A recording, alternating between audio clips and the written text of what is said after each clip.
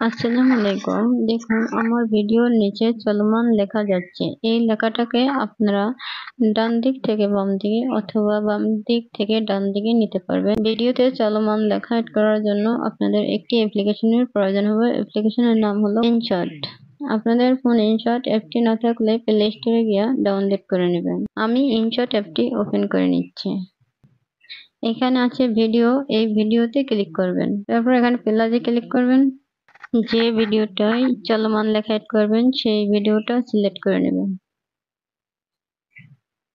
নিচে টিক মার্কে ক্লিক করে দিবেন। এখানে ক্যানভাসে ক্লিক করে ভিডিওর রেজুলেশন সিলেক্ট করে দিন। আমি ইউটিউবের জন্য ভিডিও তৈরি করব। এখান থেকে 16:9 এটা সিলেক্ট করে এখানে টিক মার্কে ক্লিক করে দিলাম। আপনারা ভিডিওতে যেখানে চলমান লেখা এড করবেন সেখানে এই টাইমলাইনটা রাখবেন। এখানে টেক্সট এর উপর ক্লিক করে দিবেন। আবার টেক্সটের উপর ক্লিক করে দিবেন। এখানে আমি লিখে নিলাম আসসালামু আলাইকুম, প্লিজ সাবস্ক্রাইব মাই চ্যানেল। আপনারা যদি কালার চেঞ্জ করতে চান তাহলে কালারে ক্লিক করবেন। এখান থেকে আপনারা কালার চেঞ্জ করে দিতে পারবেন। তারপর নিচে এই যে লেয়ার অপশন, এটা লেয়ার চেঞ্জ করে দিতে পারবেন। আমি এটা এই কালার রাখলাম। তারপর আপনারা যদি এই লেখাটাকে একটু বড় ছোট করতে চান তাও করতে পারবেন। এটা হাত দিয়ে ধরে বড় ছোট করতে পারবেন। আমি এই পরিমাণে রাখি। এখানে টিক মার্কে ক্লিক করে দিলাম। লেখাটাকে হাত দিয়ে ধরে নিচে নামিয়ে দিলাম। তারপর আমি এই যে অপশন আছে এই অপশনটাই ক্লিক করে দিলাম। তারপর আমি এই লেখাটাকে ডান দিকে নিয়ে আসবো। সামান্য একটু বের করে রাখলাম। আপনারা এই লেখার লেয়ারটাকে প্রয়োজন মতো বাড়িয়ে নিতে পারবেন। যদি লেখাটা খুব স্লোভাবে নিতে চান তো এটা একটু বেশি বাড়িয়ে দেবেন।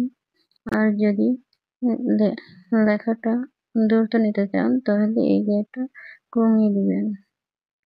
আমি এই লেয়ারটা এতটুকু দিয়ে রাখলাম। তারপর আবার এই টিক মার্কে ক্লিক করে দিলাম। লেখাটাকে আমি এই বাম পাশে নিয়ে আসবো।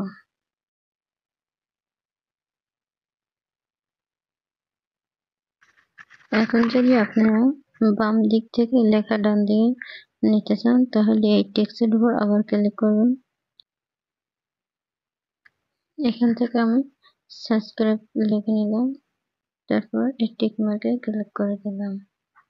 তারপরে এই কানের এই অপশনটায় ক্লিক করে দিলাম। তারপর আমি এই লেখাটাকে এই যে বাম দিকে নিয়ে গেলাম। তারপর এই লেয়ারটাকে ধরে এই যে নিয়ে আসলাম।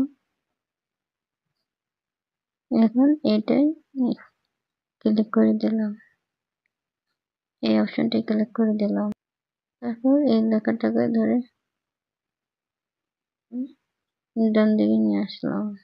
এখন দেখেন আমার এই লেখাটা ডান দিক থেকে বাম দিকে যাচ্ছে। আবার দেখেন বাম দিক থেকে লেখাটা ডান দিকে আসছে। তারপর এখানে এই যে টিক মার্ক আছে এই টিক মার্কের উপর ক্লিক করে দিবেন। এখন দেখেন লেখাটা ডান দিক থেকে বাম দিকে যাচ্ছে, আবার বাম দিক থেকে ডান দিকে আসছে। ভিডিওটি দেখে উপকৃত হলে আমার চ্যানেলটি সাবস্ক্রাইব করে দেবেন। সবাই ভালো থাকবেন, সুস্থ থাকবেন। আল্লাহ হাফেজ।